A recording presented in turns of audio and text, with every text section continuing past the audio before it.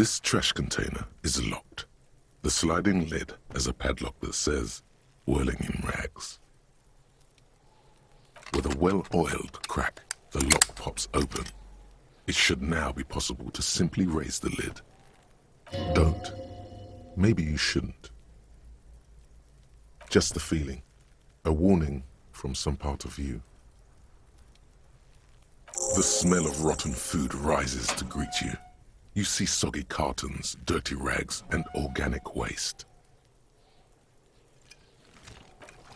We're just in time. This hasn't been emptied for over a week. You see milk and egg rest with one broken egg in it. Some pasta wrapper. Picking up the soggy packages somehow feels familiar. You've done this before.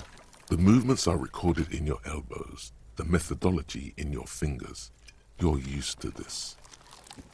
No, searching for evidence in the trash. A box falls into pieces in your hands. Batiste Soleil cereal. There are plastic pasta packages below, and turbo noodles. Nothing of note, however. Among the threadbare kitchen towels, something catches your eye. A pair of denim trousers. As the legs of the slime-covered jeans begin to unspool from the garbage, a rank corpse smell fills the air. The victim's clothes? Cadaverine odor is faint. If these belong to the deceased, they were removed when he was still in the early stages of decay. Drop them in here, officer. Guitar-marked blue jeans. Pockets empty or emptied. He wore them with a belt, too, a white belt. The loops appear stretched, but the belt is missing. That's it. Do you see anything else in there? I have another bag here. Something slimy catches your eye. A drab, long-sleeved shirt, olive-colored, appears from the food waste, dripping with pus. This is a military-type overgarment. No label or serial number. This is the kind of rib-knit shirt that's worn over light armor to conceal it in an urban scenario. Anything more? The rest of the rags are just kitchen variety waste. A yellow old mug that catches your eye. But other than that... All right. We should go to Gart again and ask if he knows who put the clothes in the trash. It could be as simple as someone from the hostel cleaning the yard. Or that one. I'd advise against confronting that force. The fuck's he on about, kids? You hear that, Kuno? He thinks you're an infant or something. See? Not really. All we know is the victim's clothes are in the trash, the lid was locked, and his establishment had the key. It's just a small loose thread.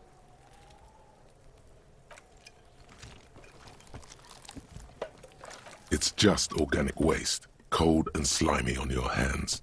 Apple and potato peels, mostly. Unidentified sludge, and the occasional chicken bone thrown in for good measure. But hey, what's this? A blue piece of plastic sticks out from the apple peels. It's shiny. Looks like the corner of something. They look badly damaged, but you can still make out forms and notes, written in a man's handwriting. Officer, is that your paperwork? Yes, it is. Look. This plastic has the RCM street grid on it. You've even got an autopsy form. If you don't mind me asking, how did this get in the trash?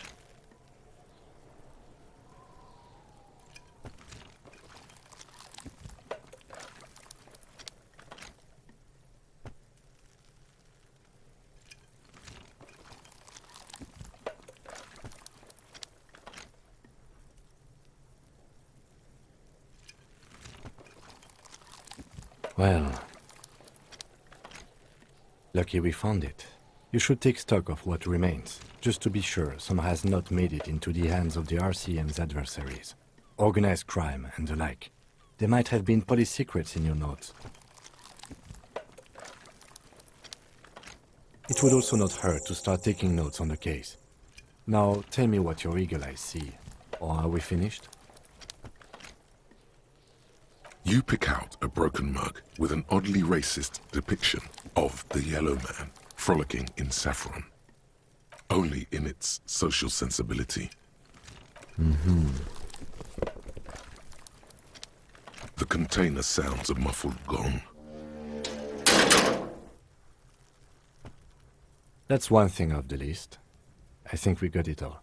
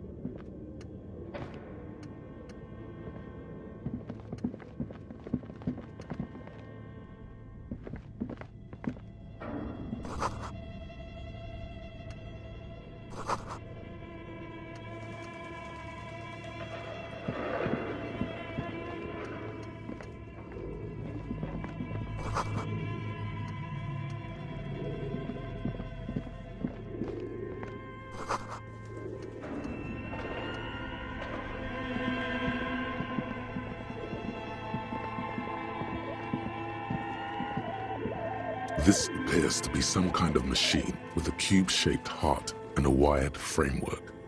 The keyboard has a rectangular on-off button. A piece of paper still hangs from the printer. A radio computer. Just sitting here without anyone inside. What he means is that these things cost money. Why would anyone just leave it behind? This is the Ream Civic radio computer, model RC5120, equipped with a Feld mainframe and a Ream-compatible printer. We have one of these down at the station, but I never really learned how to use it. The machine lights up like some prehistoric animal stirring from its slumber, revealing fluorescent play and print keys on the keyboard. The hatch on the machine's central compartment is wide open. It's empty like a beehive without its brood. Some cables have been left dangling, disconnected. This is where the memory should go. Nothing happens. Something's missing. There's no tape in the player.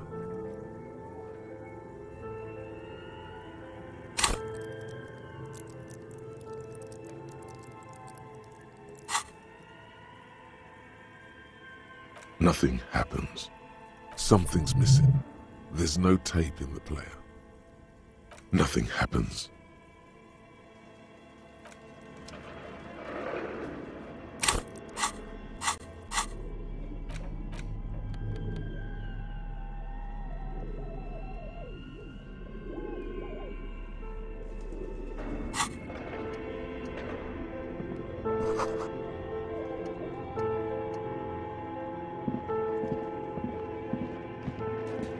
Your flashlight slides over an old green chalkboard covered in scribbles, sketches, and schemes like some ancient cave mural. Some of the writing has faded with age, but you can still make out sections here and there. Photos and drawings have been pinned to the board. These lithe, pointy-eared creatures appear to be different types of welkins. You make out autumnal candle welkins casting wax-based magic. Translucent welkins with organs shining under their skin, and even ether welkins hailing from the vast emptiness of sidereal space. You should adopt one of those welkins as your persona. No longer a mere man, but a welkin. One of the welkins, towering among the rest, appears to be different, however. It's Vara Hamira, a high welkin, his face white and scarred like cracked marble. This is clearly a Welkin supremacist. The Haldor, the Twarg, the humans, and even headless men, all of them purged. Imagine a world filled only with Welkin, Green Welkin, Dread Welkin, and the High Welkin to rule them all. An inordinate amount of time has gone into drawing these little Welkin creatures. Some people really like building a world, I think, even if it's just for a game. This looks like concept art for a project. It's not really real. Political commentary. That one has a great beard too. Just look at those details. So much effort. The photo collage depicts barren, icy landscapes wrapped in perpetual night. You see permafrost and glacial landforms, dead trees grown in under the snow. Entire oceans have been frozen from shore to shore. There are pictures of settlements on dried-up riverbeds, abandoned in a storm. Animal corpses in the dark, carcasses and bones. You see primitive oil rigs built into glaciers, boreal dvorg, yurts under the snow, great mammoth-like beasts of burden. Albeit dark and cold, this vision also feels cozy in its own way, like eggnog or morphine, a much-needed respite from our own world. A pinned postcard reads, "The heat death scenario, a desperate fight for geothermal energy engulfs the world as Wirral becomes untethered from its sun, drifting through the universe." This is a monthly calendar from the year 50. Cryptic words like sprint, daily minimi, and GPI span the marker-drawn grid, the grand scheme of production and money. It looks a bit like an academic calendar, only much more brutal. Minimi stands for a mini-meeting. It's part of a bigger framework for managing work called RUN, Station 41 tried to implement it a few years ago, but failed.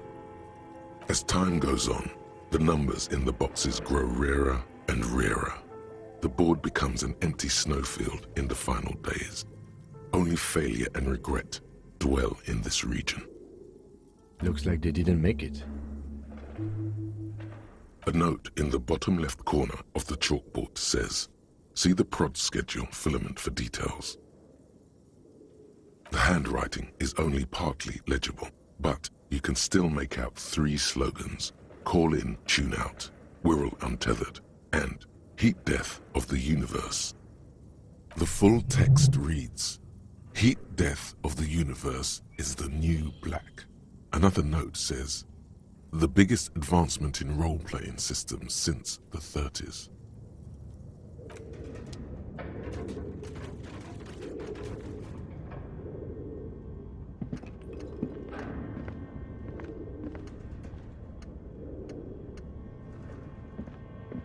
This old fireplace is covered in lines drawn in blue and red marker, the mesh spreading over the stone like blood vessels on alabaster skin. It looks ghostly and strangely ancient. The whole thing resembles Kaydrand mosaic tiles. Very pedantic. History classes, students with their textbooks open, studying the roots of our civilization. Those aquarelle blue tiles looked beautiful in the sun. Radio frequencies, it seems. UKV 123.6, UKV 123.7, UKV 123.9. Some written notes, too. Sparse and cryptic. Unclear. It looks like a cardiovascular system split into veins and capillaries. Very advanced. You think so? The web is comprised of radio stations, all lead back to one red heart, titled the Game Master Frequency. A note says, this one can listen in on any station it wants. They must have had massive airwidth. These things don't come cheap. Someone very important. A conductor for the hundreds of story threads that pass through the Game Master's frequency. Whoever decides to call in to a call-in station, it looks like. A list of names under the stations suggests people across 6 Isolas would be playing. Muindi, Insulinda, Kotla, Grad, Samara, and even Il Mara. There's no way a little basement studio working here could pull anything like this off. My God. It's as if the less money they had, the more ambitious their project became. Exactly. This schedule, I know doom when I see it. The company was running out of funding. Nothing. It's just lines on marble. An echo from times long gone. No one has used the fireplace in ages.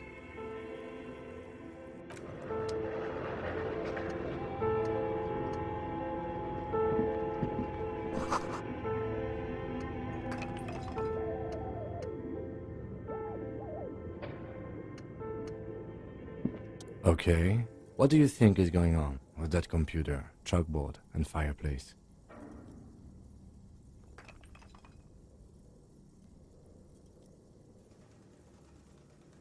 No, that's not it. I think... Like he's ready to lay out a fine theory, crafted together like a puzzle box.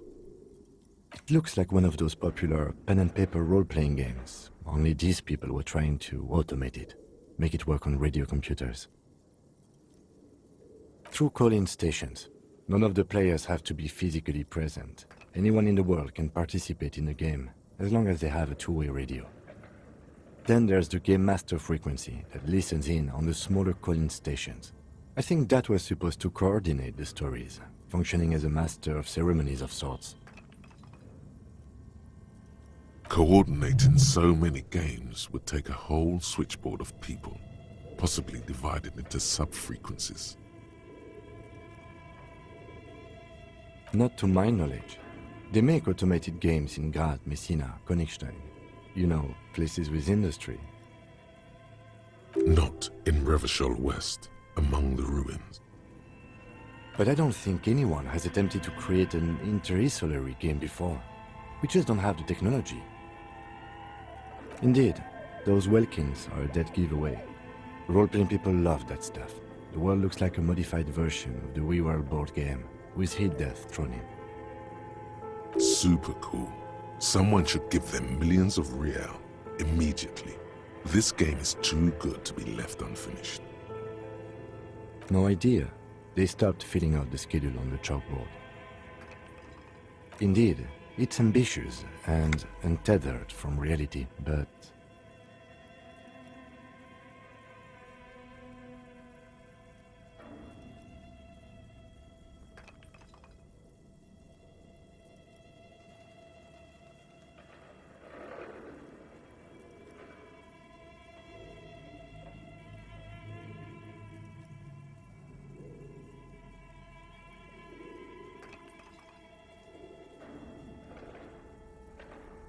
It's too late for that, I'm afraid.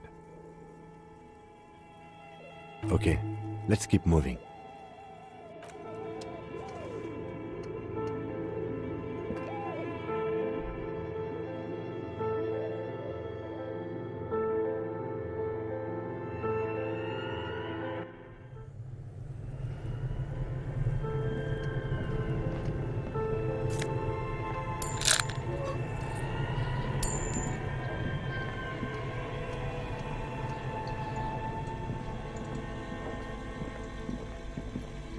You see a terrifying ice bear with a strange compartment in its belly. The door is covered in frost and the bear's eyes are glowing red. The bear looks oddly realistic. Is it taxidermy?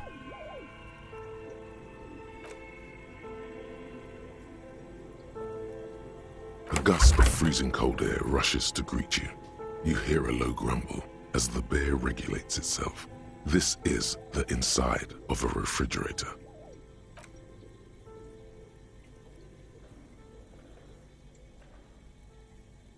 Of course, just a giant ice bear-shaped fridge. Let's take a look inside. The shelves are empty. All you see are crumpled ice cream wrappers with the brand name, Revachol Ice City. A handwritten note has been attached to the door. The fridge is huge. You pocket the note and the little fridge magnets keeping it on the door. A friendly cartoon bear smiles back at you from a glossy cellophane wrapper. It looks nothing like the fridge. The paper still smells of vanilla and chocolate. Good question. It looks like an ice cream fridge.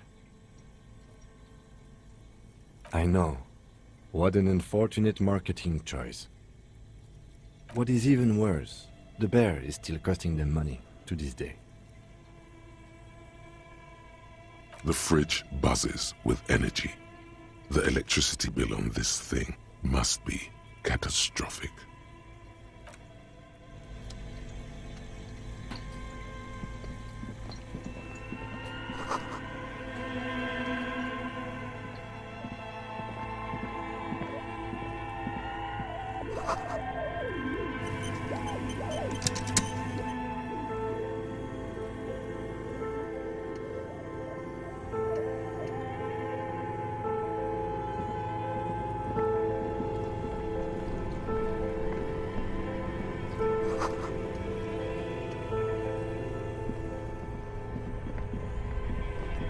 Two cables are plugged into the breaker box. The red one leads to the ice bear fridge and the black one to the ice cream maker nearby. An electric sizzle. The room is slightly quieter now.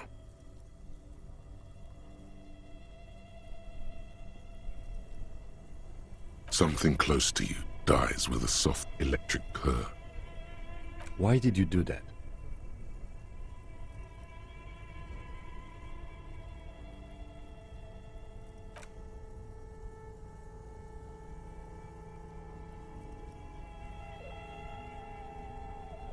Somewhere, a machine hums along with the current, happy and contented.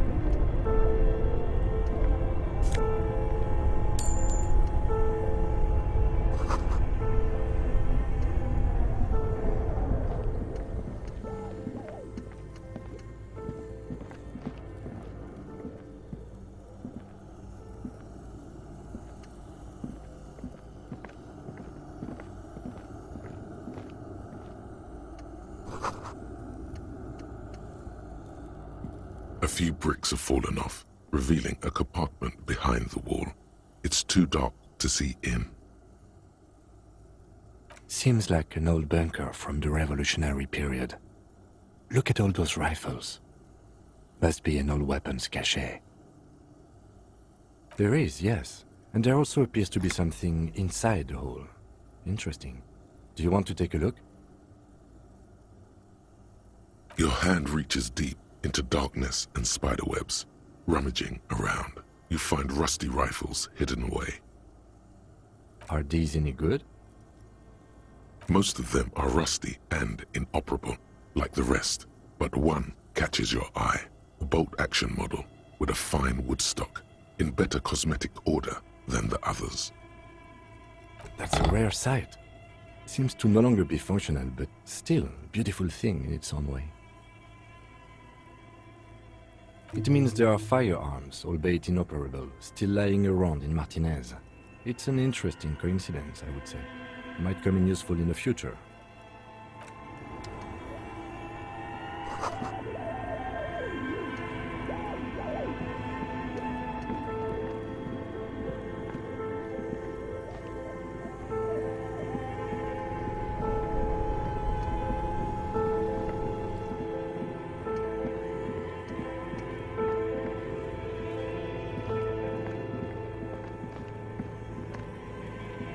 A thick layer of coal dust covers the furnace, coloring it pitch black. Looks like it. Looks like an old central furnace used to heat the building. It's connected to the chimney. No one has used it in ages. No signs of any recent fire. Only dead rats. It's dark and grimy here. In the darkness you can hear chatter. It's coming from above. A voice or several voices talking to each other. Near the smoke chamber, upstairs. The echo is so prominent, it's impossible to discern what the voices are saying or what's producing them. What are you doing?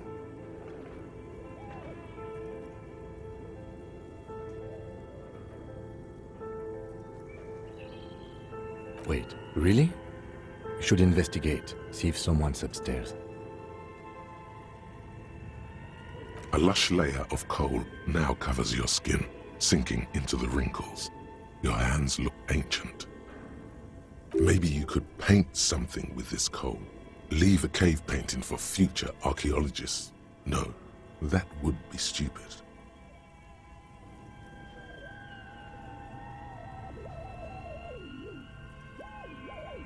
You're right. The rooms do look like they're connected. But malignant entities don't exist. At least not the supernatural kind. Always has to be the skeptic, this man.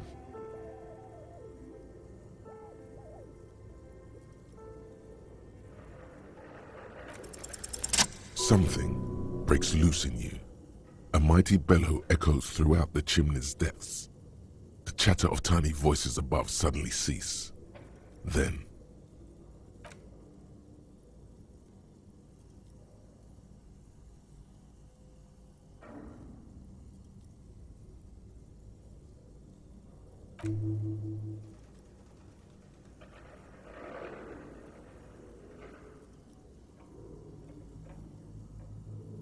you hear a low rumble upstairs, the sound of a curtain being pulled aside. After you, officer.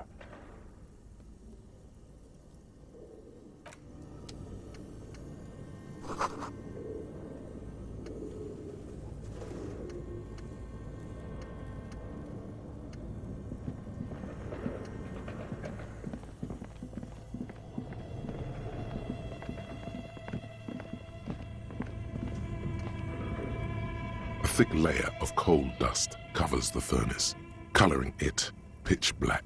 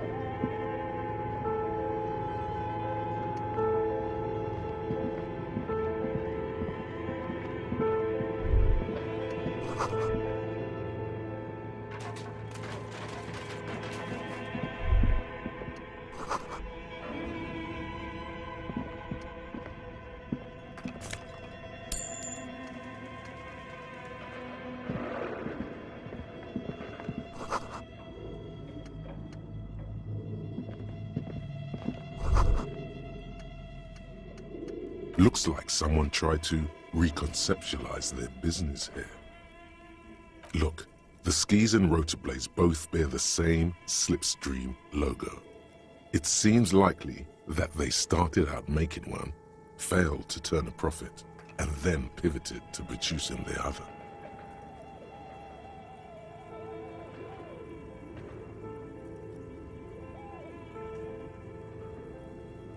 That's a good question.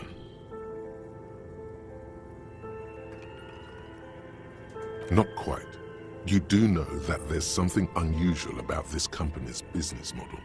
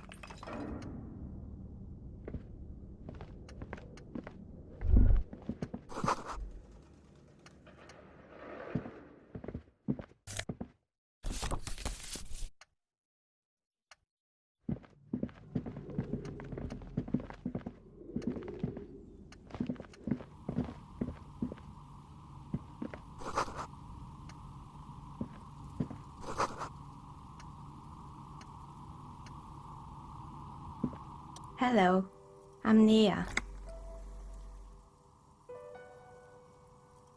Did you try knocking on my window? I must have missed you. I've been listening to my Milius. So what kind of dye are you looking for? She's got a direct view to the backyard. You should interrogate her about the lynching. Yes, Amelia is like a call-in station. You need a two-way radio to access one. That's why I have these.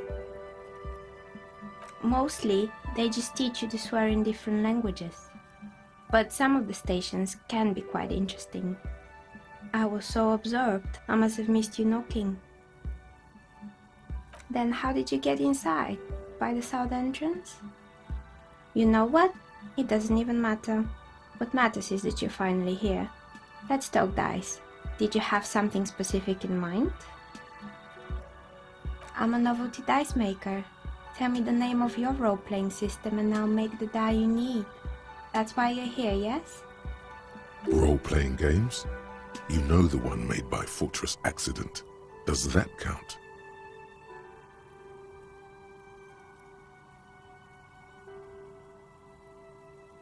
Very good. My rate is 10 real per set, unless you want something really unusual. Take a look around and see if there's any particular stone you want to use. It almost looks as if the stones and dice are a natural part of the room, growing out of the shells like stalagmites. No falsehoods are present. She's a novelty dice maker and doesn't have anything to hide. Ask what you need. How did I become one? It was a business decision. I was a regular jeweler at first, but that's an unfocused field with too much competition. Some of my friends were role players. They asked me to make some polyhedral dice out of cobalt. That was my first order. I grew it from there. Not especially. I like working with rare materials and a steady pay. And role players as customers? They're nice people. Some of those nice people have big bucks to spend on novelty items. Nothing really. I didn't know him. The lieutenant looks at his notebook, then the woman under the large window. Your window looks directly onto the courtyard. You're saying you didn't see or hear anything unusual last Sunday evening? I'm sorry, detective, but as you know, I usually have my headphones on when I'm working. It shuts out most of the daily ruckus behind my window. Well, there's always something going on in the Whirling's backyard. During daytime, there are usually those kids, and lately I've been seeing a lot of drunk workers hanging about. Must be because of the strike. She's heard of the murder, but did not see it, sire. But I never saw anyone during that fateful Sunday night, I'm afraid. I might have, but in this case, all I would have seen is my own reflection staring back from the darkness. It's light here, but dark in the yard at night. It's really hard to make anything out in the yard when it's dark outside. Besides, I rarely get up to look out the window when I'm in the zone. It's an odd profession, making dice for people, but I like it, and I prefer doing this to sitting at home. She nods. Anything else, officer? We're inside the chimney of an old central furnace. It's strange, I know. But when I arrived here, all the other rooms were taken, so I had to build myself a makeshift home. Besides, I don't really have to pay any rent here, so that's a plus. Creative. When she arrived here, there was no room anywhere else. She must have known the other businesses.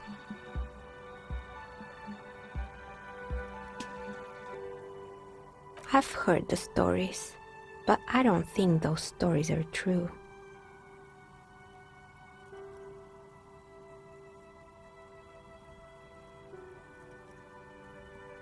Plaisance, the bookshop lady? I've heard that her business is doing rather well. Have the energies spared her somehow?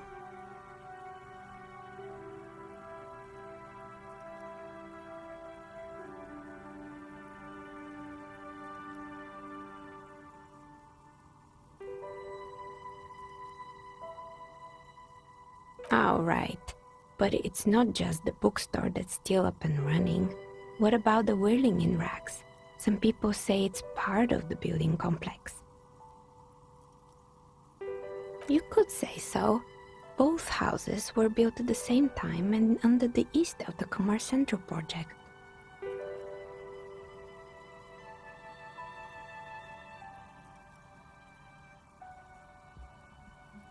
And then there is me.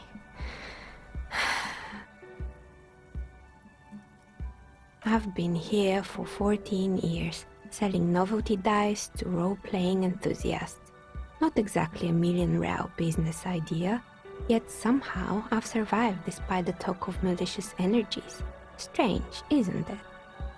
Maybe it's just because she's so talented that she's been able to woo the curse.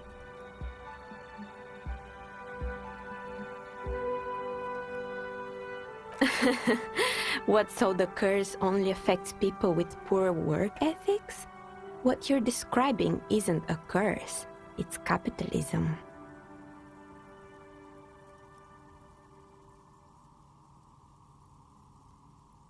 Is it now?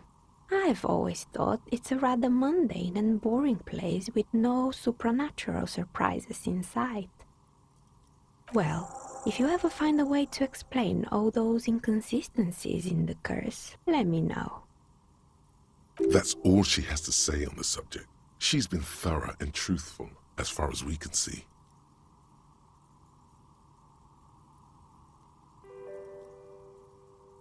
More or less.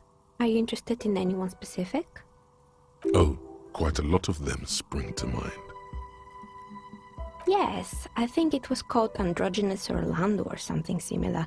They weren't a big hit around here. Turns out that working class men don't like genderless haircuts. They're scared of that word. A bit of experimenting every now and then isn't bad. It's not about the haircut, it's about the confidence. I guess it just wasn't the time yet. It wasn't merely a gym, it was Artemitep's boxing club, a community project created to steer at-risk youth away from drugs and crime. A kind man from Zemsk. I heard he had some trouble with the law when he was younger, and that's why he wanted to start the gym, as his way of giving back. Kuno. Who's Kuno?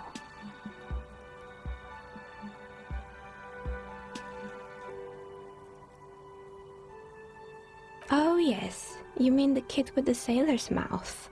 Yes, I've heard him yelling profanities in the backyard. I think it would take more than a gym to help that kid. It didn't. If anything, it made the youth situation in Martinez even worse. At some point, someone started a rumor that the punching bag downstairs was full of amphetamines. It's not really full of that. No one would store their drugs like that. Eventually, the coalition took away the funding and the club went bankrupt. This was a few years ago. It's gotten much more peaceful around the plaza ever since. Oh, this one's a mess. There used to be a company that promised to repair windows 24 hours a day. What could go wrong with this one, right? Turns out, the business was actually set up as a front for an illicit group that was producing snuff milieu. Who would have guessed? What's the snuff milieu? And they never cleaned up the debris either. Now it's just littering the hallway and I have no idea how to get rid of it on my own. It's a Sub Rosa radio station that broadcasts real murders with real victims. Some people pay good money to get off on it. Nothing changes in her tone as she says that, as if it's just another piece of information to lay out for the world. Don't worry, the ICP has a separate division that deals exclusively with unlicensed sub-roses. This isn't our problem. Good luck with that. It's not easy catching those perpetrators. You mean Mr. Fabron, the taxidermist? No, he mostly just did drugs. Anything else? There used to be a fashion atelier here, but I have forgotten the head designer's name. They were doing well for a couple of years, until the insect rights activists came. The atelier produced a certain collection that used chitin among the materials. Apparently chitin is made in the Occident, where it's extracted from beetle wings. And you know how all kinds of political movements are big in the Occident. The activists shut down the biggest chitin supplier, which of course caused the price to skyrocket. And, naturally, all the most fashionable tastemakers refused to be seen in chitin from then on. The atelier went bankrupt before they could finish the collection.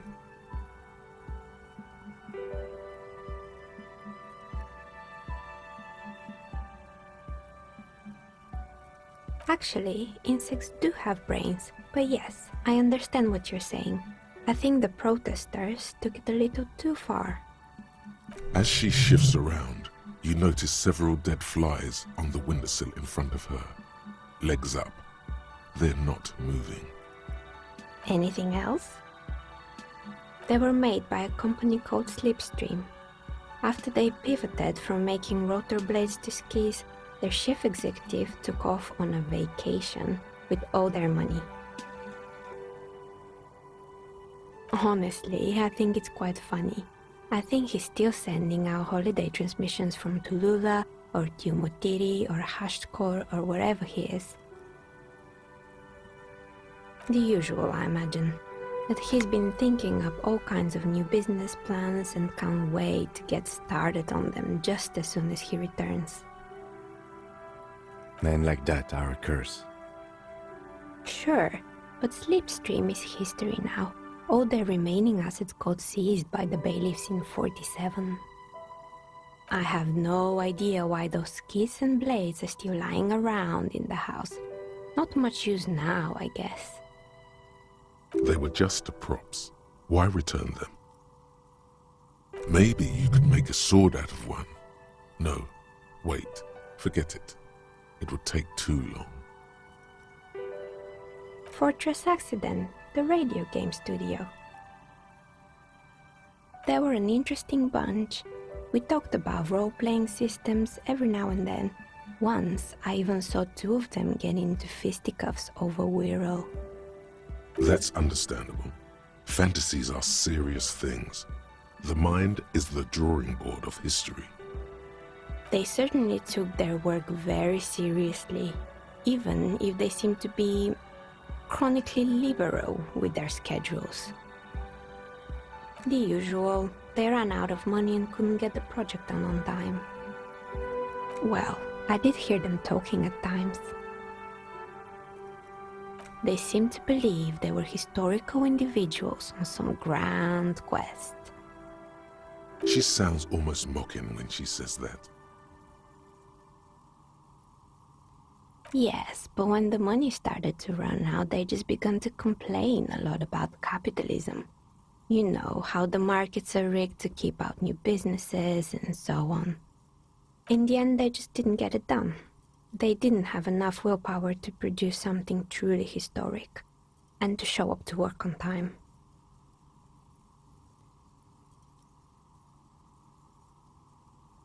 Not the wisest decision. You would have lost all your savings.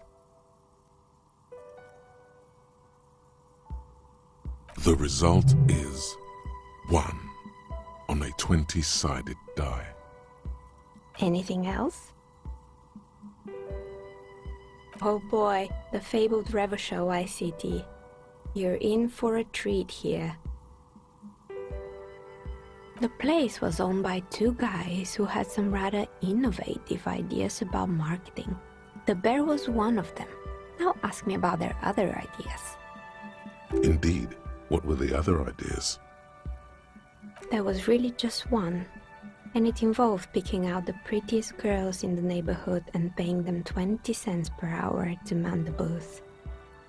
And by man the booth, I mean slump behind the counter with a face that could maim you if you ever dared to disturb their bored magazine browsing. Fritte does the same thing.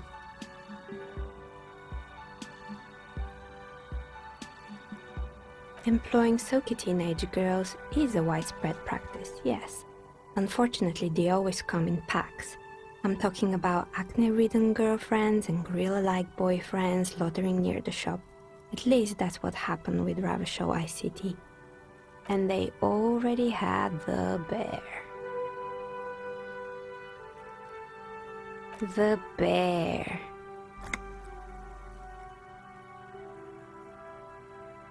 Of course not. The bear was terrifying. No one wants ice cream guarded by a hostile apex predator. To make matters worse, the fridge didn't work too well either, and half the ice cream came out malformed and partially melted. Eventually, Ravachol ICT lost the price war to its rival, Glace 5000. Glace 5000 sold caramel sundaes for only 5 cents a piece, out of regular fridges.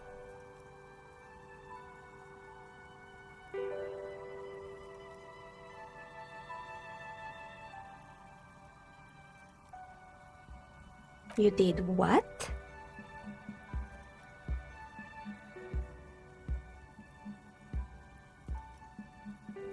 Ugh, of course they left it plugged in.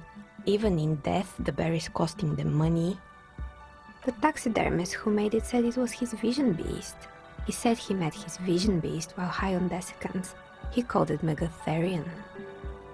Sounds cool. Megatherion, a mega wild beast. It's an imaginary beast that guides you through life. By telling you to do more drugs, mostly. Very good. You shouldn't do them. You're a police officer after all. Anyway, now you know the story of the fallen ice cream empire. Little sparkling embers under the window. Anything else? Another failed business, perhaps? I've been here for a long time.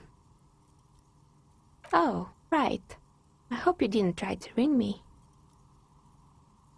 I think none of those doorbells work, including mine. I'm still in the middle of connecting the wires. Sorry about the confusion. The doorbell with the empty name card must belong to her then. That's right. I haven't even written my name there. As I said, it's quite useless right now. It doesn't work yet. You could say so. Both houses were built at the same time and under the East Delta Commerce Center project.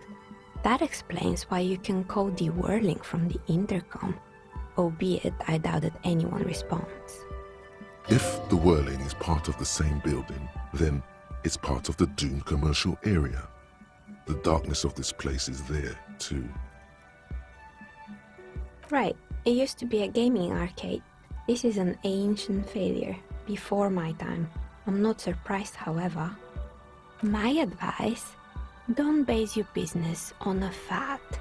Hypnotism, fluorography, trick-track, especially pinball.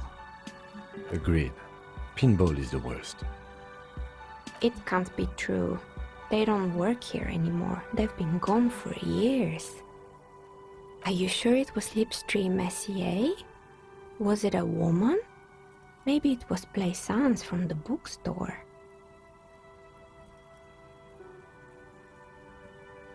Tricentennial Electrics? It used to be a major electric company 100 years ago. Are you sure it wasn't just some kids playing a prank on you? It was too real to be just a prank. Either we're dealing with a professional actress, or... Whatever happened, keep your cool.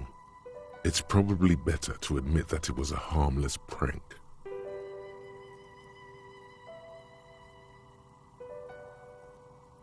A prank is more likely, no? Oh, the kids these days.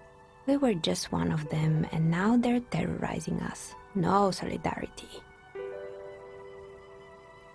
Sure, I'm listening.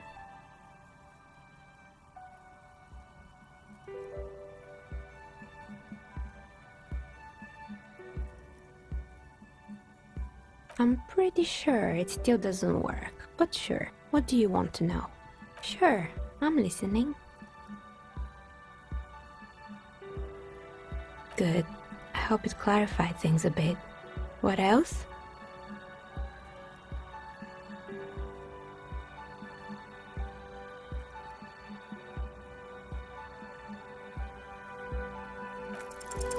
You feel nothing. If anything, it's uncomfortably warm in here.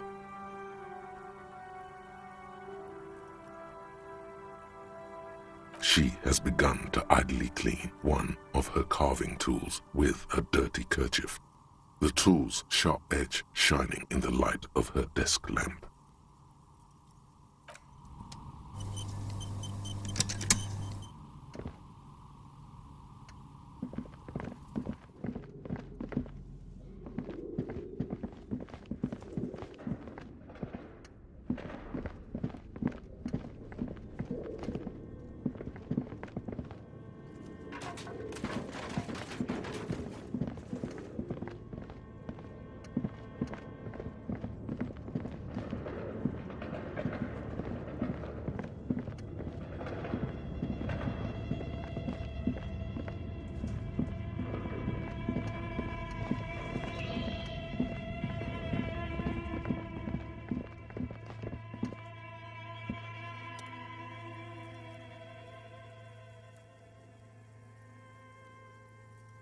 What do you want to know?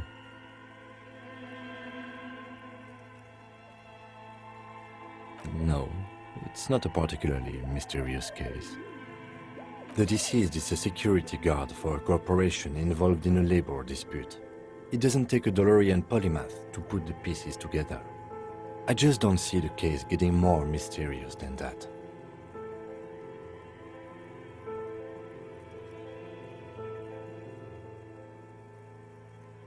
I can assure nothing like that will happen. Do you know why not? No, something isn't happening, because it's not part of reality. The gesture resembles an orchestra conductor bringing the choir to a full stop. So desperately mundane. You need to funk this case up. There's something the lieutenant isn't seeing. The universe is too irrational, too morally complex. You should convince him. I'm afraid you and I are pawns in a pissing competition. You don't know? I assumed you were in on it. That's good.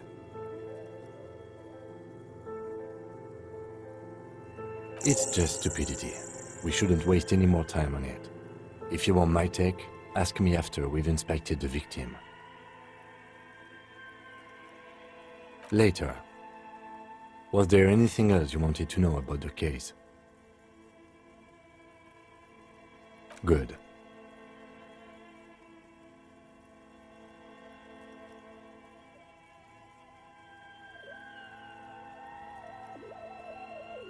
Me? I don't see how my life is pertinent to the investigation. That's a fair point. All right, for the good of the investigation, what do you want to know? That's correct. You feel a slight urge to put the lieutenant down for this, but you can't quite muster enough testosterone. Are they? They are mostly just cumbersome. That's because I'm half Seolite, or quarter. My father's father was from Seoul. So was my grandmother, but from my mother's side. It's not an interesting topic. It's a part of the world, officer. A geopolitical entity and a geographic division. I told you it wouldn't be interesting.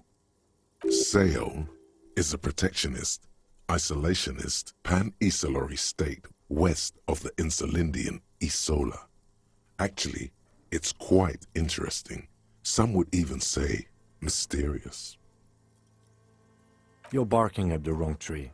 I don't speak a word of Seolite. I've never met either one of my grandparents, and I've never been to Seoul. I'm a regular Revacholière. A point of pride to him. No.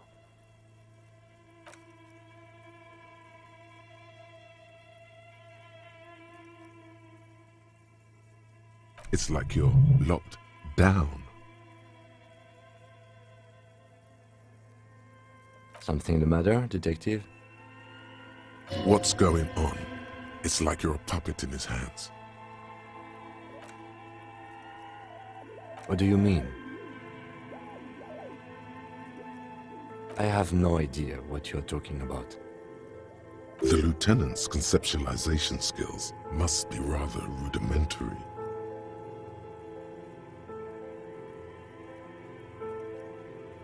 I can't say that it does, no. When I need to think, I just use my notebook. We all have our different mediums. His is written. Good. Let's change the subject.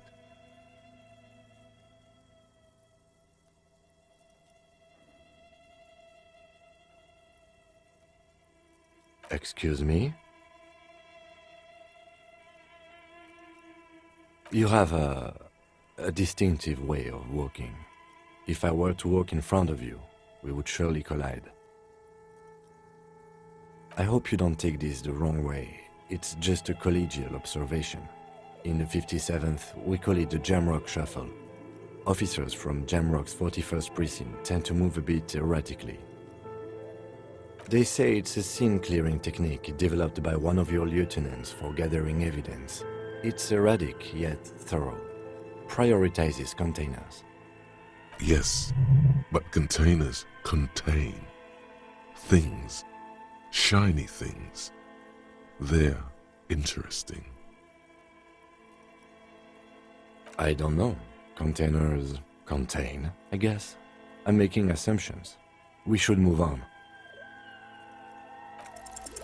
Only banal things strike you. At the core, you're a very banal person with a very small soul. One you should be ashamed of. It's no wonder the soft one doesn't want it back. It was right to abandon you.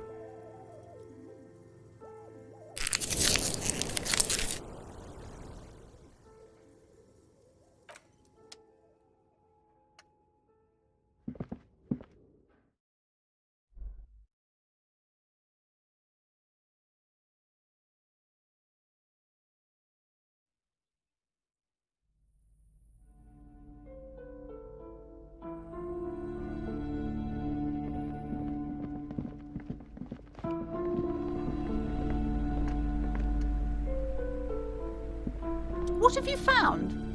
And also, do buy the books. There may be teachings in them.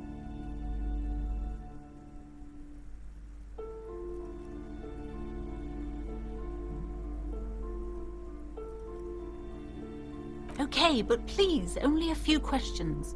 You wouldn't want to disturb the spirits. Yes, the Simonees are very crafty, and their wards are extremely powerful. Lesser wards simply won't do here.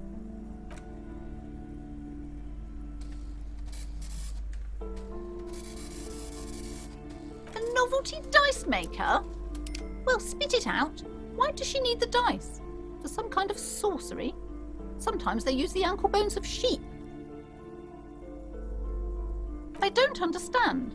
If it's not her, then where is the source of the doom? How did she explain the curse? The narrative she's built herself, it does need tearing down. She's squeezing on the pendant too tight. A drop of blood in her palm. To hell with it. Perchance you ought to just lie, sire.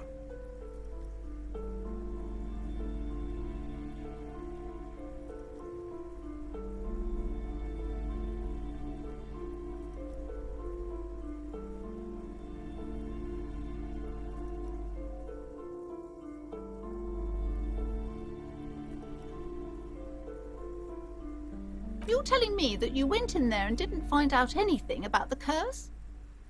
Of course. I should have known better than to put my hopes on a man like you. You're no Simonee's ghost whisperer. You're an alcoholic. The investigation's over. I don't want you going in there anymore. You're only angering the psychic weather in here. Now, if you're not going to buy anything... There was never any other way this could have gone. She's just too far gone into her own mind. I am sorry we had to disappoint you, ma'am. Can we go now?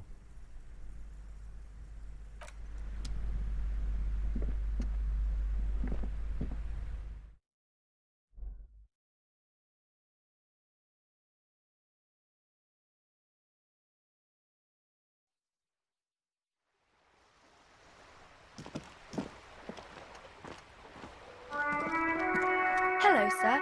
How is the investigation going? Found any curses yet?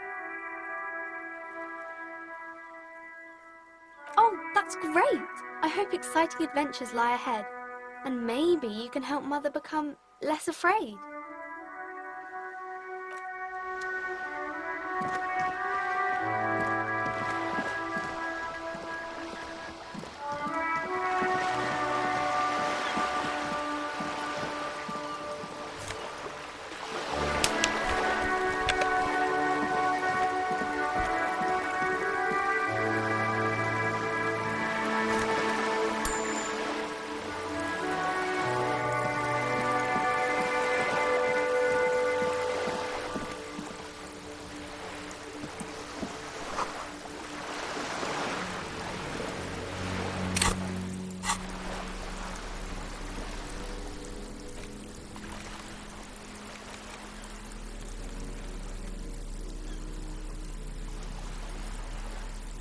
The note is written with a blue pencil on a piece of lined office paper. The kitchen magnets have left spots on its surface. Does it say anything interesting?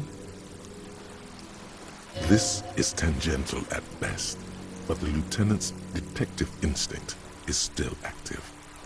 Someone has scribbled, S. I can't believe the off-site copy is still here. The illiterate ginger kid keeps stealing stuff from the studio, so I had to hide it somewhere safe. You'll find the filament memory with the off-site copy in the frozen ice cream maker. Please take it home, ASAP. It's important.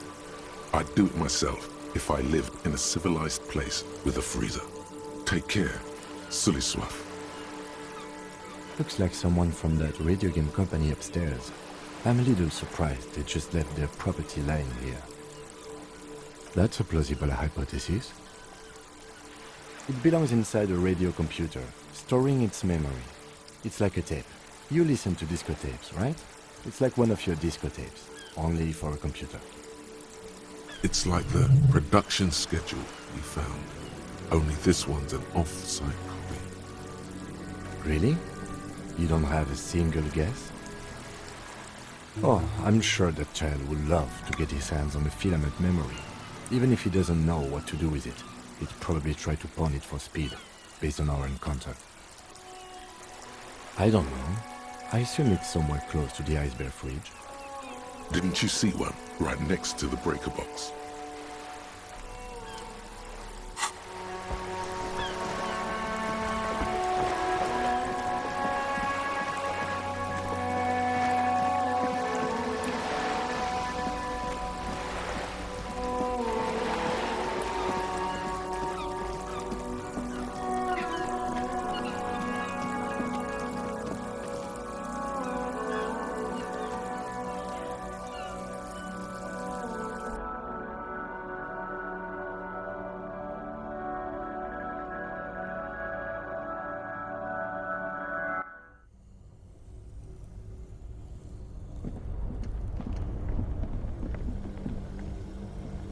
This orange machine is buzzing like an old submarine. It has a hand-cranked ice cream churner on top and an electric freezer that appears to be frozen shut. Turning the crank feels oddly satisfying, like stirring your childhood dreams.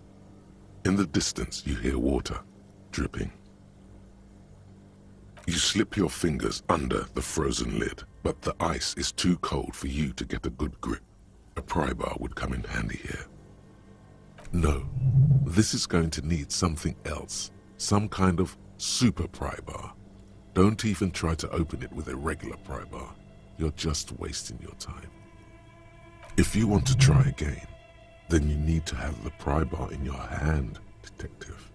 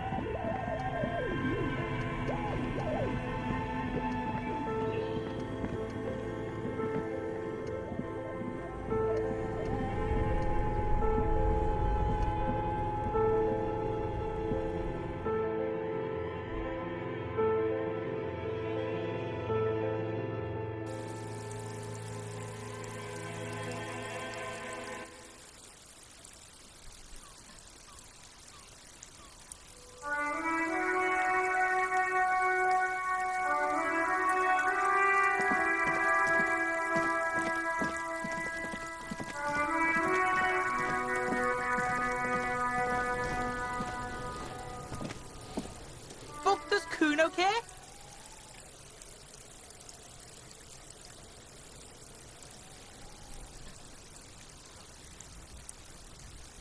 Kuno doesn't fucking care.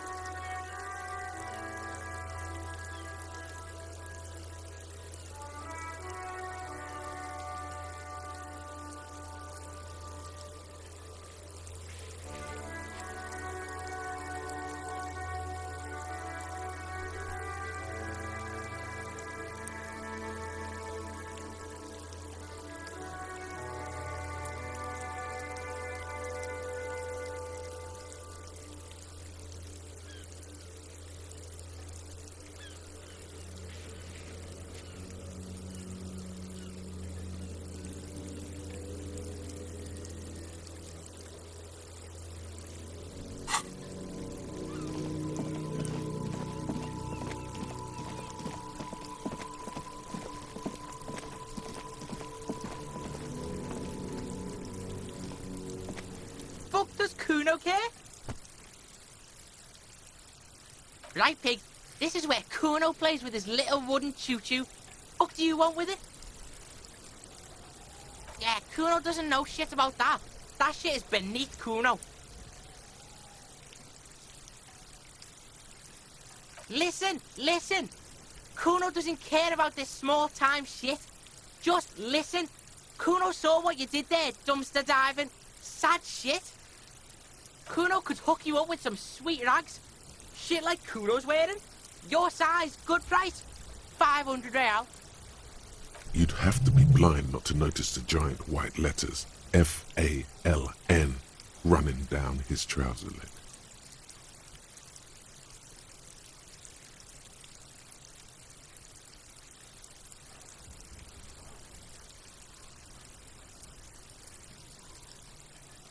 Look, Kuno ain't seen shit lying around, except for that up there. Now, you want performance gear or not, Grandpa?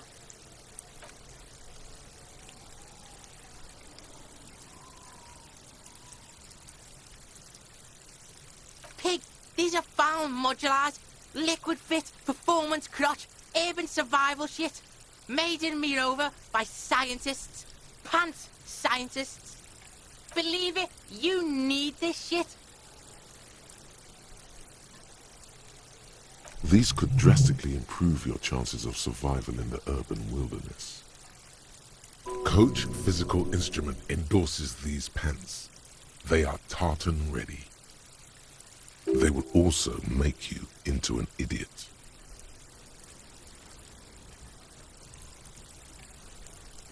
Whatever.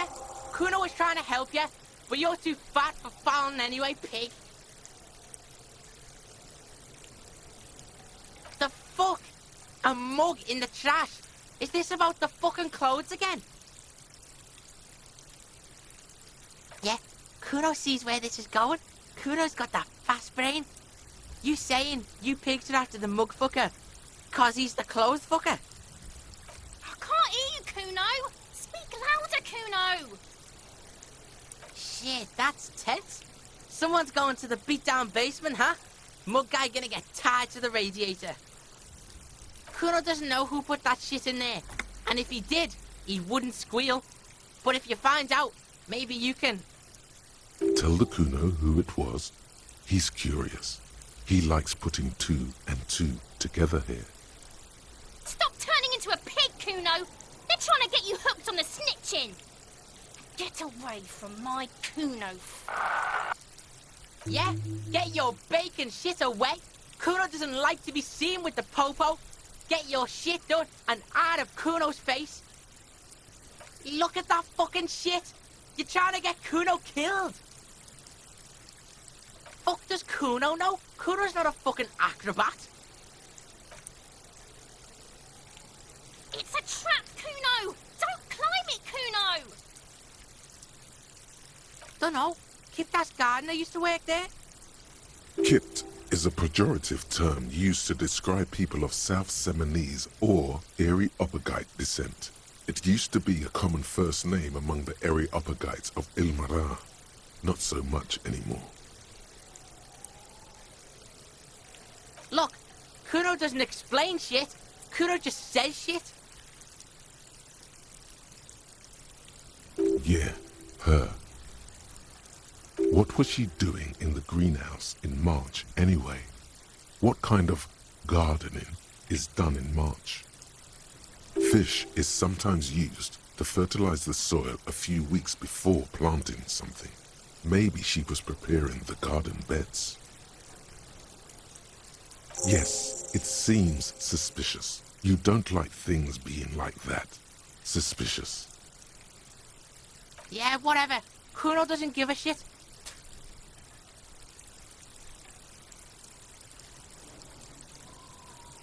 Kuno's Kuno, pig?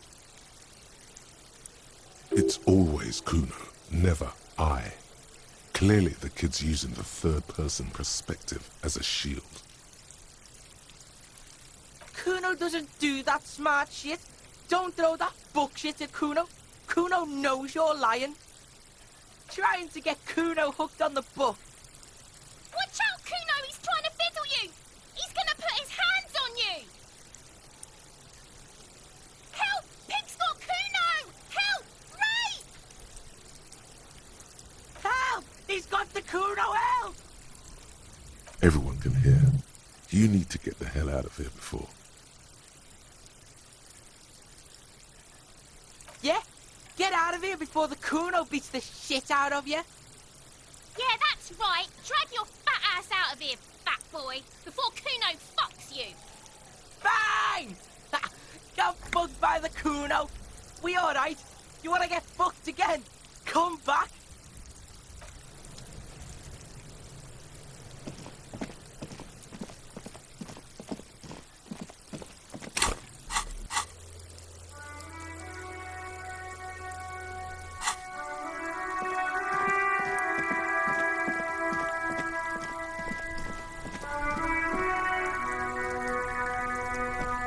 It's raining again. It was clear just an hour ago. Well, this might be the last snow we get. At least I hope so. Snow has nutrients in it. Helps everything green up in the spring. At least that's what my grandma always told me.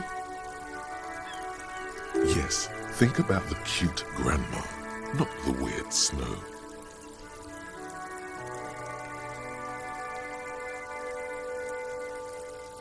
A bit much? What are you talking about? That's what my grandma told me, okay? She feels interrogated now. It's hard to say if she's lying. Relax, miss. This is not an interrogation. We are just checking some facts. Nitrogen and sulfur mostly. And whatever factories and aerostatics exhale too, I guess. Stop looking at her. Look around. What do you see?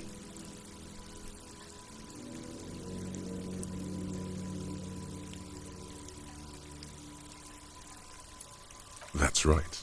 And the canal, the bookstore, the harbor gates. This is a great vantage point for keeping an eye on you. No, of course not. I don't understand what this is about. The kid did this, right? The red-haired rat? Can't say a sentence without or kipped. He's always giving me trouble. Maybe you shouldn't be. I mean, you do your job, but that kid is beyond help. And he certainly won't help you. You've been resting here for quite a while, haven't you? Yes, I'm tired. I understand. The RCM isn't welcome here, and the locals want to keep an eye on us. There's silence, the smallest of smiles. That's okay, miss. Do what you have to do. I think we're done here. Let's go.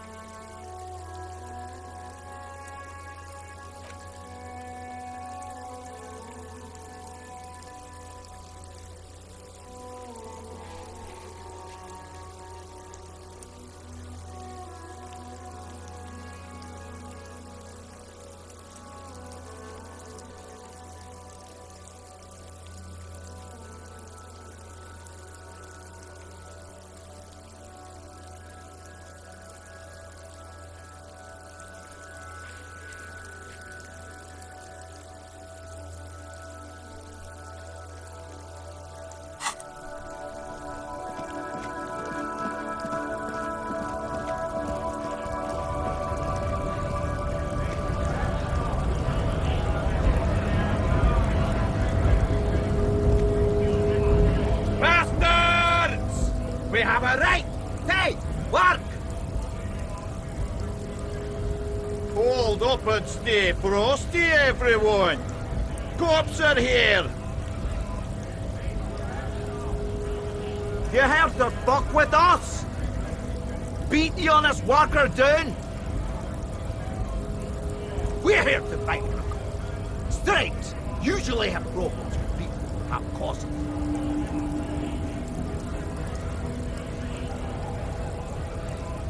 Ha! Couldn't handle us. The cause gives the workers strength, gives them power. We have a right to work. Besides, we're no that different. It helps if people see us talking.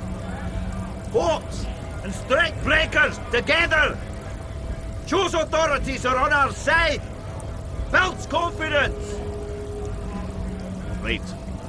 Rights. Workers to have gainful employment, to make a salary and feed their families.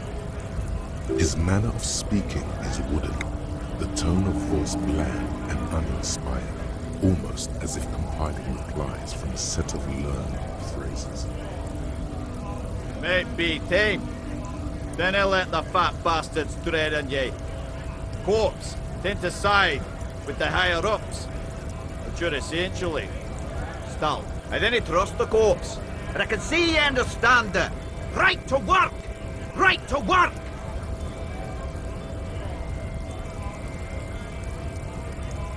Maybe you should ask them the questions. Like, why we're not allowed to make a living here? Shame on you! We have families to feed, you piece of shit! So do we, scab!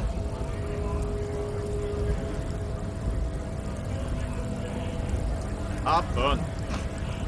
Union shites are on full strike. Then they think they're gonna let you through the gates. You trying to meet their fat boss?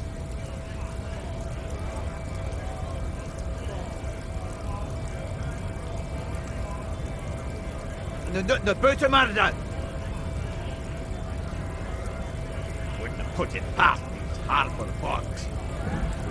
Anything to stay alive. Right to work! Shameful. Cops doing nothing. Should run back up. Blockading gainful employment for workers is a crime. We are not picking a side in this just yet, sir. Pretty. Let us work! When a bunch of ungrateful, lazy cockroaches can't get their act together, decide to block honest work for other people. Beats me. Them old nonsense of it. Boardrooms, workers' rights, while we have the right to work! There's something odd in the way he carries himself. His set of clothing looks vaguely mismatched. The different pieces of the attire seem ill-fitting. His shirt is far too small and an unpleasantly tight fit, while the overalls, held up by a belt, seem to fit a man with much more corpulence. He ignores your question, choosing instead to turn to the emaciated workers, raising both fists in the air. The clothes are obviously not his. Silence is the answer. There's something off here, but he won't say what. Honest men and women, with rights to work. Use them, not toys, for corporate interests.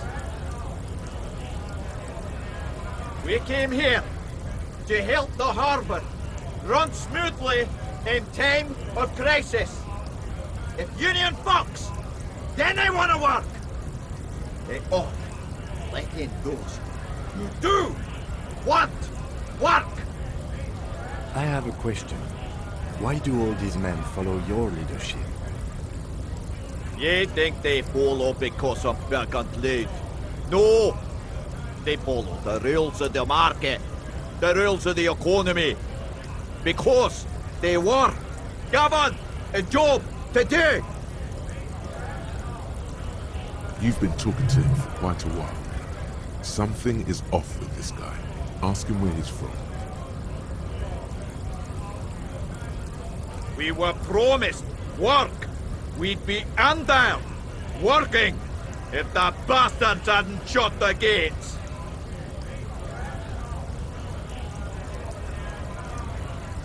Main gates locked.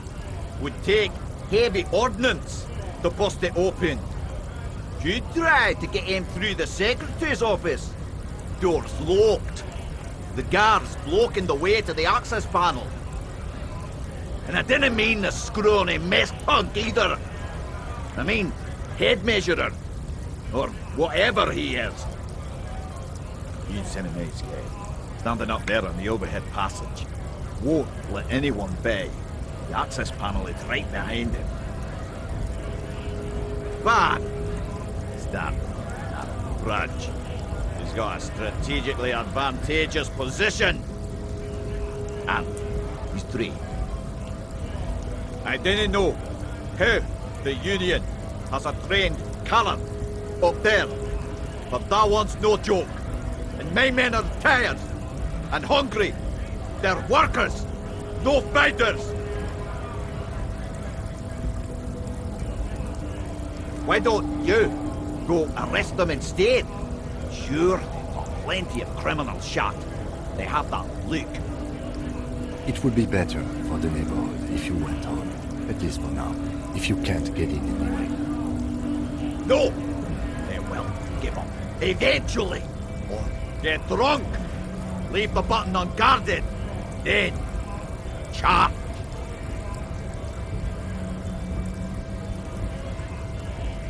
What? Thing. Yay.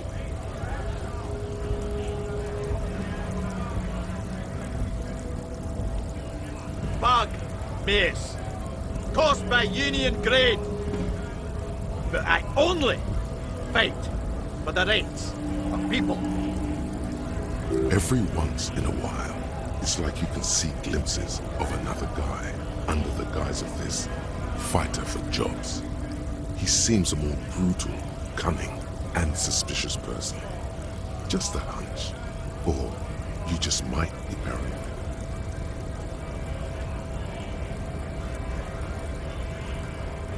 We're all workers, eh?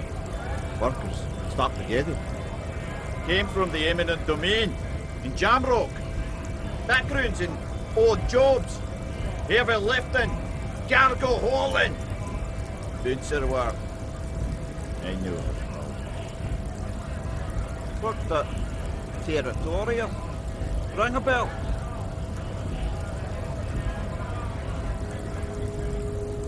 Uh-huh. Was a long time ago.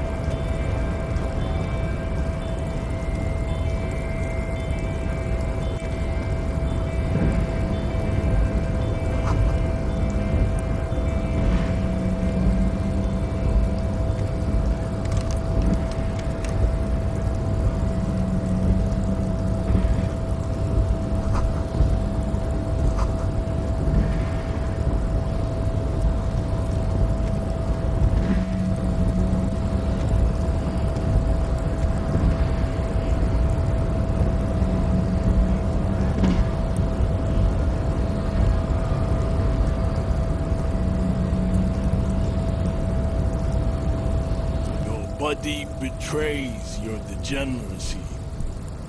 Yeah, Measurehead. His body totally betrays his degeneracy.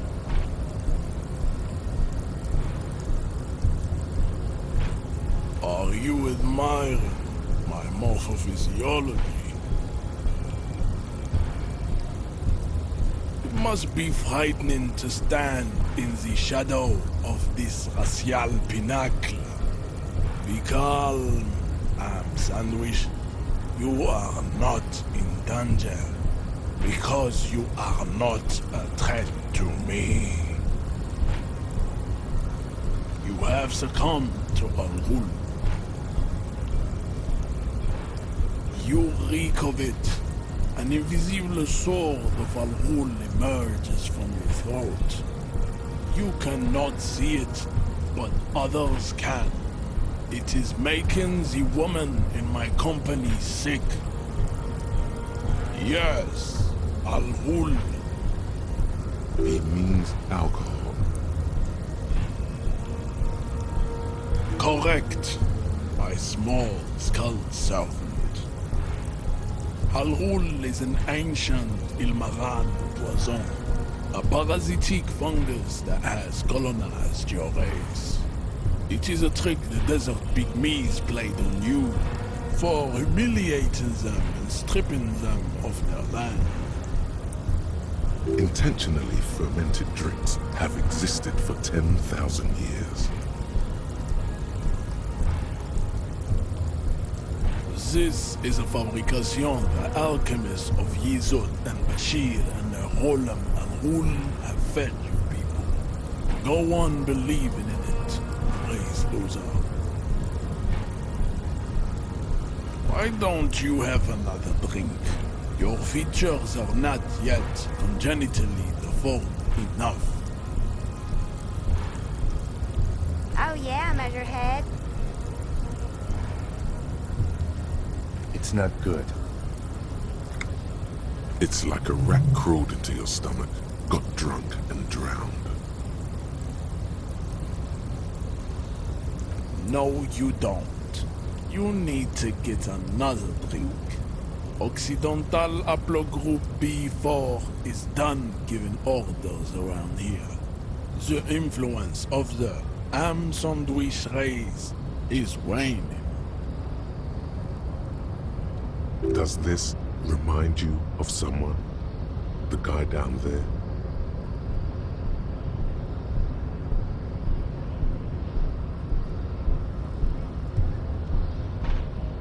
Look at my chronology. I am the pinnacle of my haplogroup. The pink blob is a bad example, even of yours. It saddens me. You were once a noble and powerful race. You gave the world eugenics, electricity, and powerful weapons of war like missiles and aerostatic aircraft. You made great gains in metallurgy, race theory, and statecraft. You dominated lesser cultures, like the deformed Hemians and the inexplicably potato-obsessed Khoikos. But now your ascent to the genetic summit has halted.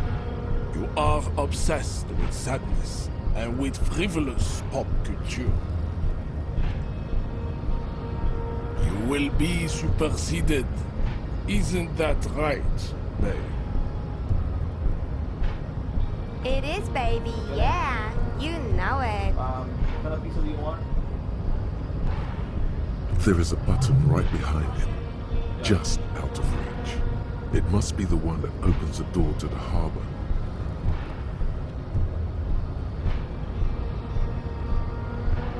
It is my task to keep the degenerate drunks from entering the harbor.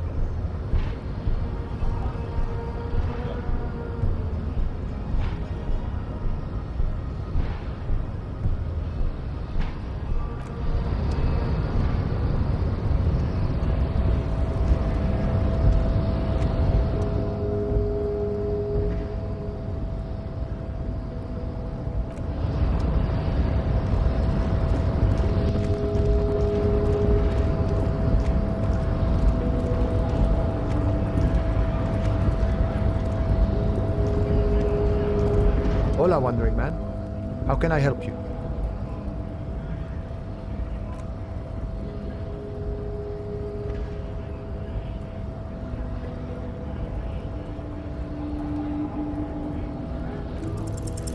The coin lands into your hand as if it has always belonged there. the swallow returns.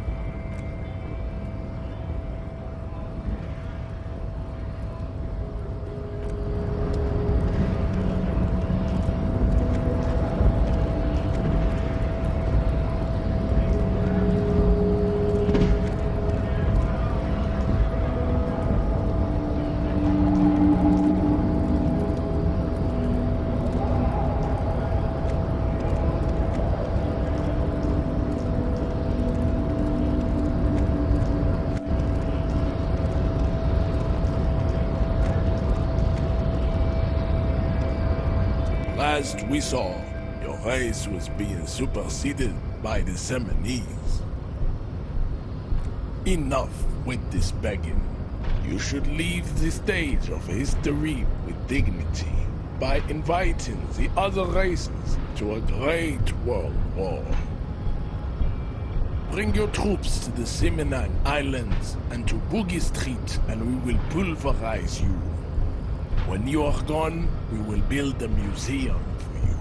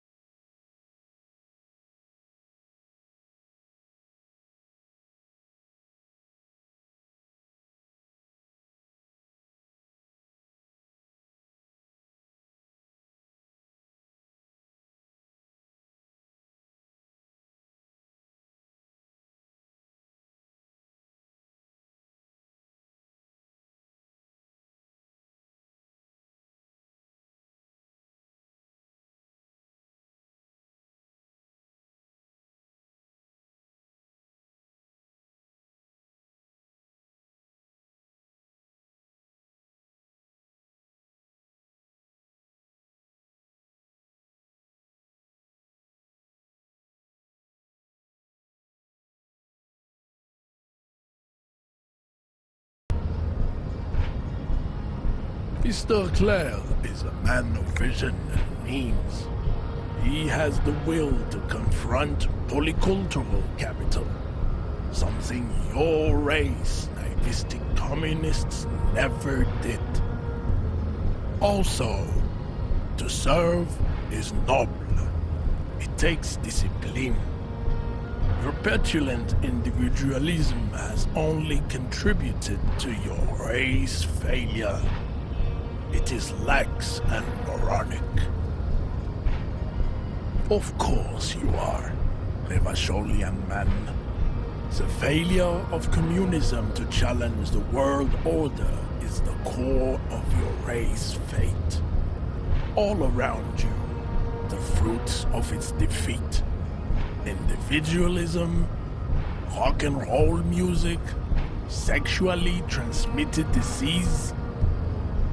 Above all, rampant multinational finance still reigning large. Tell me, where have you gotten your love of pathetic communism from? Degenerate youth culture? Rock and roll music?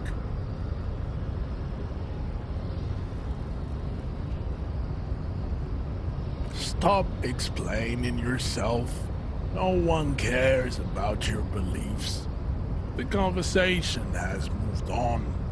Tell me, what degenerate subculture has made you dress in this shameful way? Offshoots of the Caleones people invented disco while having sex under the influence of cocaine. It is a shame upon my race.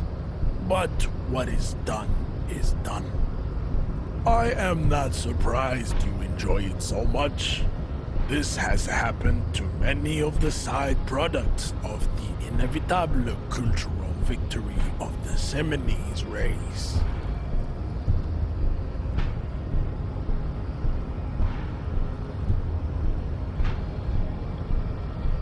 The South Island race, haplogroup A4A. We are the rightful masters of the Insulindian archipelago. We descend from the Areopagites of ancient Pericarnassus and arrived here 4,000 years ago. Millennia before you. We are the future. That is all you need to know.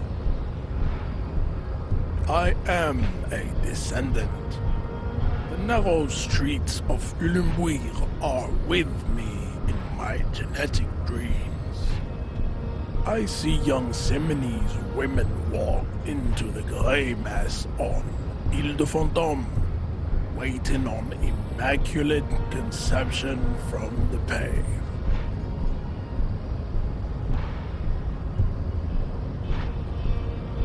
No, I have heard about it on the radio.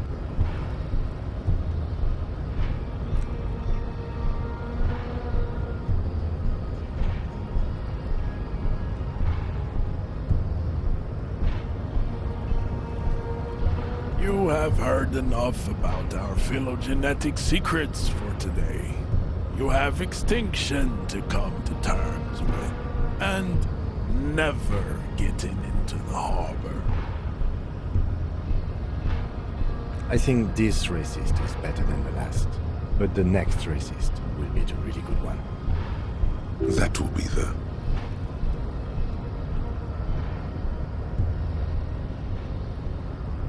There always is. Race is reality.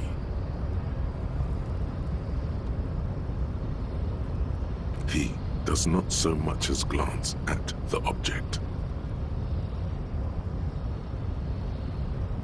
Stop showing me your pathetic cup. I have no interest in it. He had nothing to do with it. Racists are generally not very good examples of their race. Welcome to Revachol. You hear him yell at a redhead woman visiting a fritter nearby. He must think redheads are immigrants. I am not like them. I am craniometric perfection. I have taken the trouble to permanently draw a phrenologic grid on my skull and features. This should dispel any doubt. The drawings are precise and look true to their pseudo-scientific ambitions. One thing, however, it is not entirely free of throwbacks in the phylogenetic tree. His large jaw, for example, could be a trait indicative of criminalism. Also, his earlobes could be small.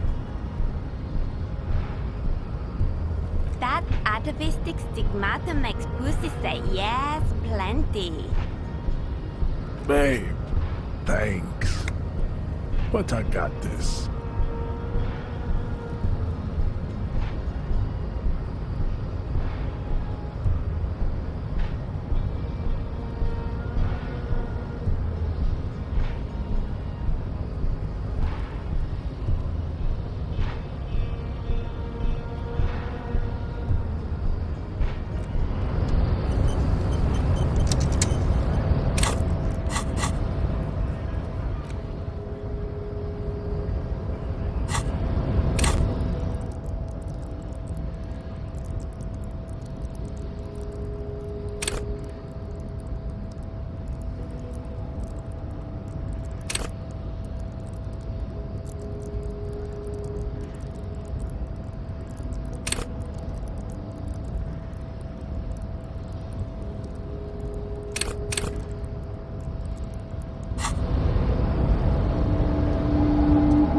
race descent has only worsened since I last saw you. You have really let yourself go.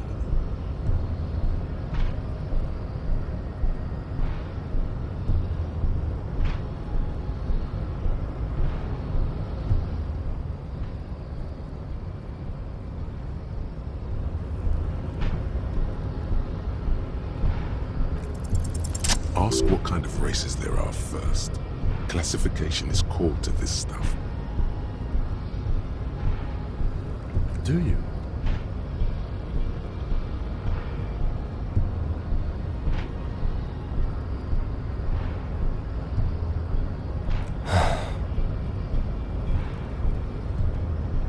You are obviously a liberal, Caleones. A polyculturalist. I can see it from your love of microtechnology and your sartorial choices. Do not deny your friend the truth you have denied yourself.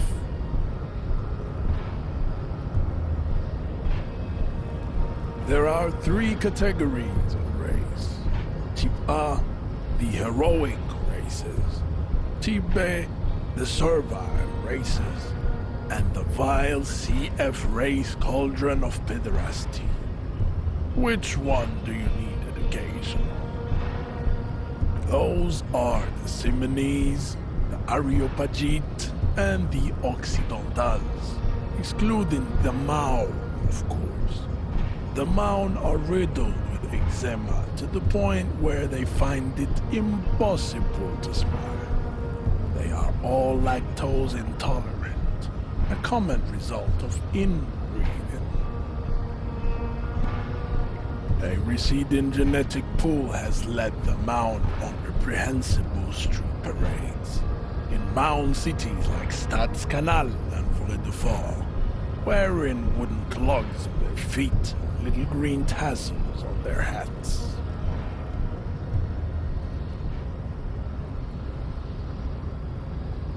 You know them by the names of their nation-states. The Oranese, the Gotwaldians, and the Königsteiners. My people simply call them Mao.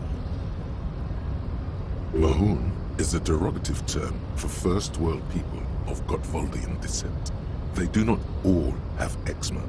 Also, people of Katla, like the Suru and the Uhu, are much more lactose intolerant. In some municipalities of Oranje, people do wear shoes made of wood to street parades. Green, orange, and even yellow tassels have also been seen on hats. The Maun are proof that you can have too much Occidental racial purity and tassel-centric culture. Inbreeding has led to a lactose-intolerant subrace whom no one can take seriously.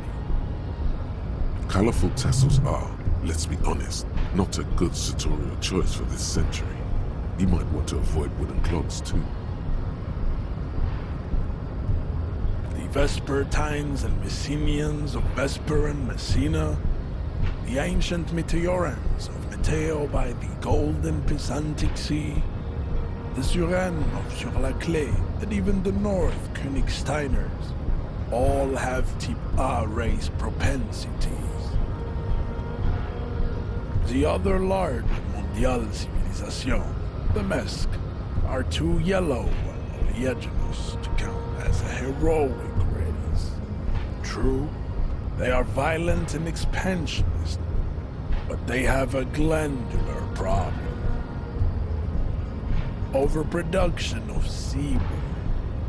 Sebum is leaking into their brains, making them listen to El Mariachi music and eat toxic minced meat-based food, which in turn only produces more sebum. As proven by the Maun and the Mesk, Occidental type A is in retrograde. The Simonese and the Areopagite are on the ascent. The indigenous people of this, the Insulindian archipelago, the Simonese inhabit the southern islands. I am Simlis, from the stock of Ulmuir on Ile de Fantôme.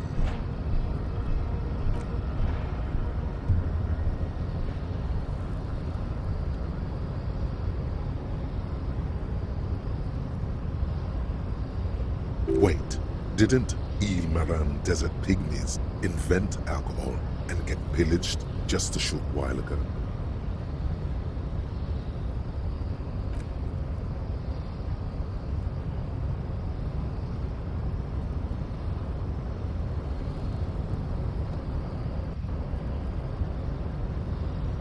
Jean, baby, you're on fire.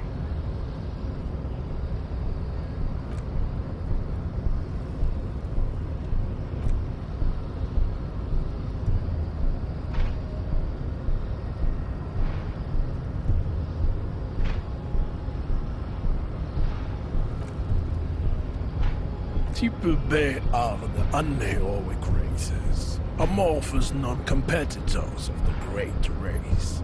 The Koikos and the Vacholier, they are mud-colored people. The Koikos of Grad, Yugo, Zhimsk, Shest et al. Are what you would call white, officer, in a suspect description. Yes, to an untrained eye, the Koiko appear white and pinkish, like a hands-on witch. But look into their eyes and you will see. They are of an indistinct color, and so is their skin. Unhealthy, muddy, and ashen.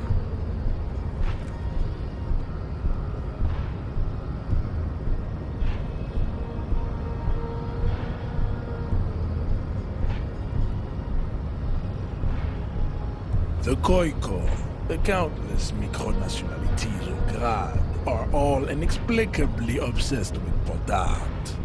The only thing they like more is dividing into microscopic ethnostates, like political amoeba. Wouldn't he be one for ethnostates? They are microscopic. The Semino-Areopagite superstate will cover the entire remaining planetary crust, uninterrupted. From Holy Semenine to the Boreal Plateau of Katla. Its leaders will be the genetic epitome of the Semenese and Areopagite stock, elected by nature, not the base inner spoilage called demos. The Vacholians, halfway between Type A and the racial cauldron. Too mixed to know right from wrong. You tried your degenerate little revolution, which was the single greatest failure committed by humans in our 82,000-year history on this planet. Is it 82,000 years that we've been recording history? You have very little idea of what is happening, but that seems a little off.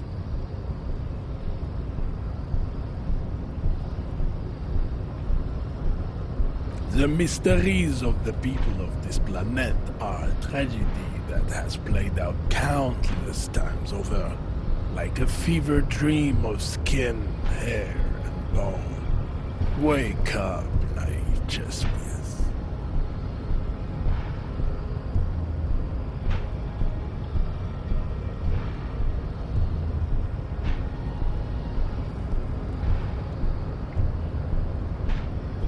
The revolution came to Ravachol from Grad, in Zara's written potato carts. It is literally an illness, a prion disease that leaves the parietal and frontal lobe ridden with holes. A soft, sponge-like mass of dementia, hallucination, and paranoia.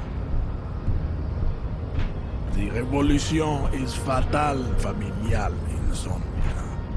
A hereditary prion condition passed from the Koiko to the Occidentals. But not sexually. Probably through trade roots and potate acid, the prime component of the potato plant. Enough of Tibet mediocrity.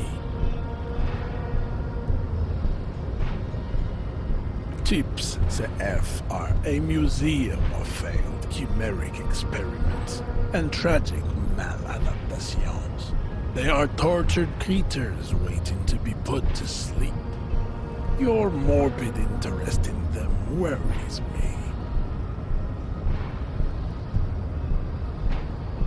Lesser races like the mosquito, a grotesque mixture of a masked woman and a Seminese man. Only possible if the mother is masked and the father Seminese. The other way around, they fail to produce offspring. The mosquito is born sterile, like a donkey. All they have left is to ride customized motor carriages with hydraulic suspension, listening to aggressive El Mariachi music to vent their impotent despair. It seems unlikely that two human beings produce genetically sterile offspring. You are right. You have misunderstood. You lack basic phylogenetic education. Then there is the Seminokoiki Chimera. Are you sure you wish to know of the Seminokoiki Chimera? It is not an aesthetic site.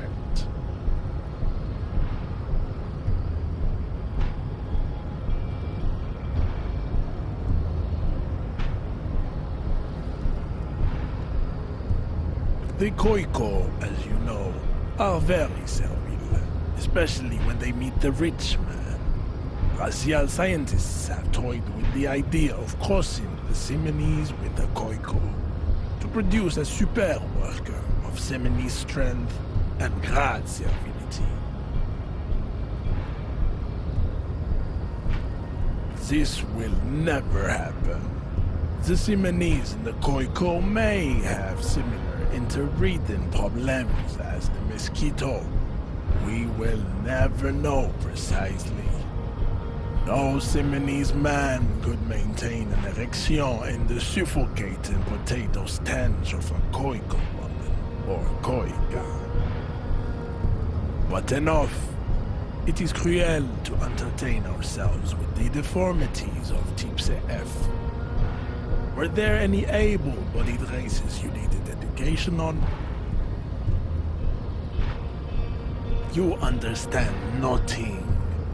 To solve the great race enigma, you have to first ask yourself, what is the race enigma? You have not even worded the mystery, let alone solved it.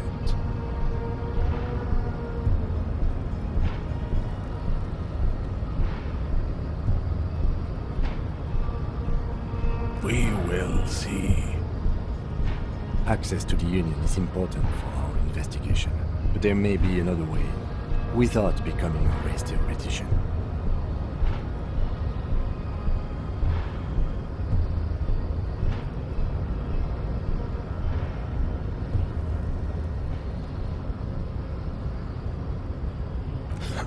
Lost, though, buckled away at the last gate. This is why your haplogroup will never rise from the ashes. Now, I need to luxuriate in the private company of my babe. Leave me. I cannot possibly imagine what else we have to discuss, Tibere Basholian. Your love for disco music and venereal disease?